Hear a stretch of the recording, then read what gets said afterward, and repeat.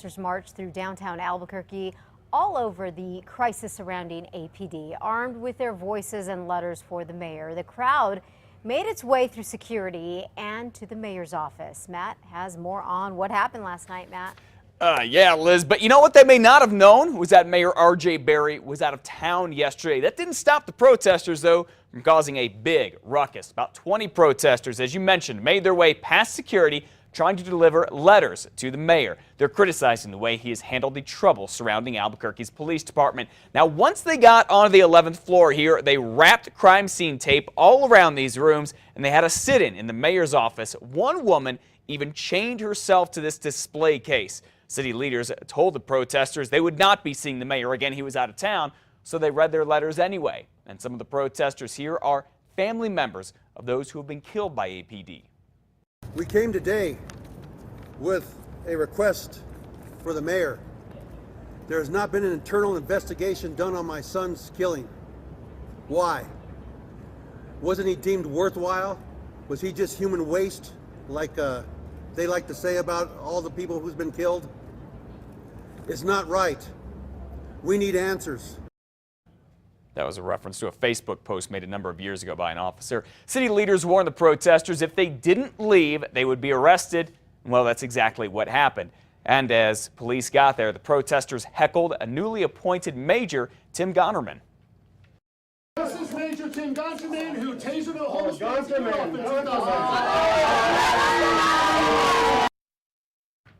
In the end, 12 protesters here were arrested on misdemeanor trespassing charges, and one UNM professor, David Correa, was booked on felony battery on a peace officer charge because the mayor's office says he pushed an officer. We just checked. He is still in jail this morning.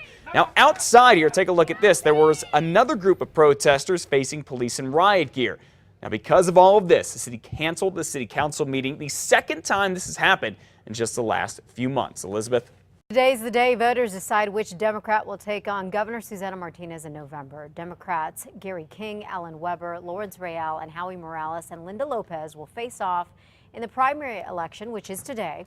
The winner will challenge Republican Governor Susana Martinez in the general election. Polls will open this morning from 7 to 7 p.m. We've put up all the information on where you can cast your vote on our website. Go to krqe.com.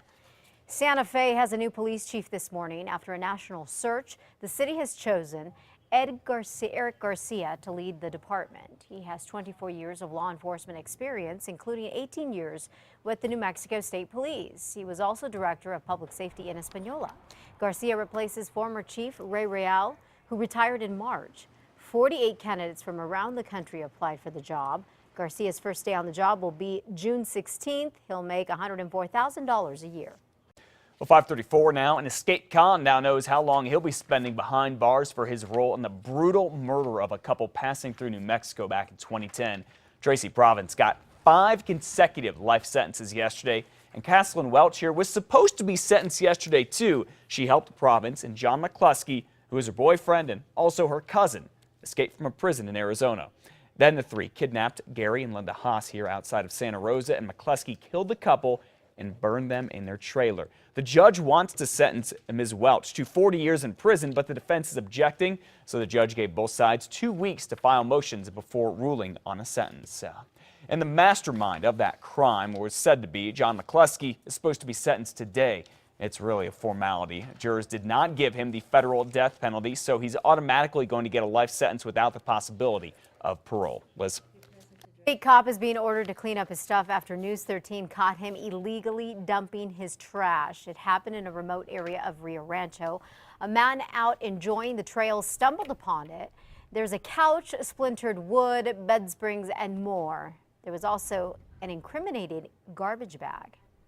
This guy's credit card bills and waste management bills are sticking out of the garbage bag there. So that caught my eye.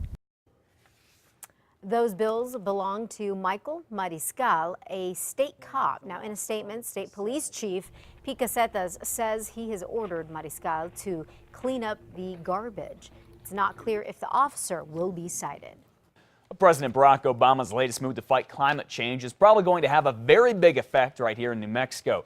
Yesterday, the Environmental Protection Agency, the EPA, announced the so-called Clean Power Plan. It aims to cut carbon emissions from the nation's power plants by 30% by 2030.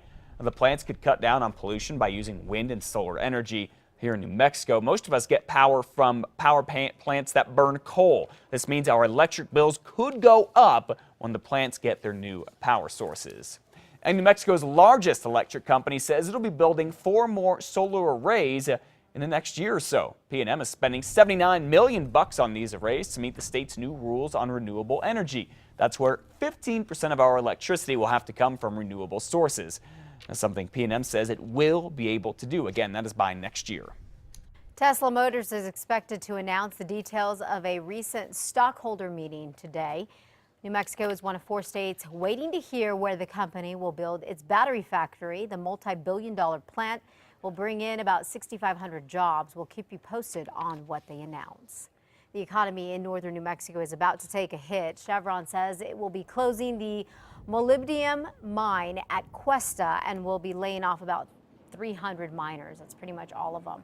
The mine is used to harden steel, but demand has fallen, so that is why Chevron, the company, says it can't cover the cost anymore of operating it. The mine opened up back in 1916.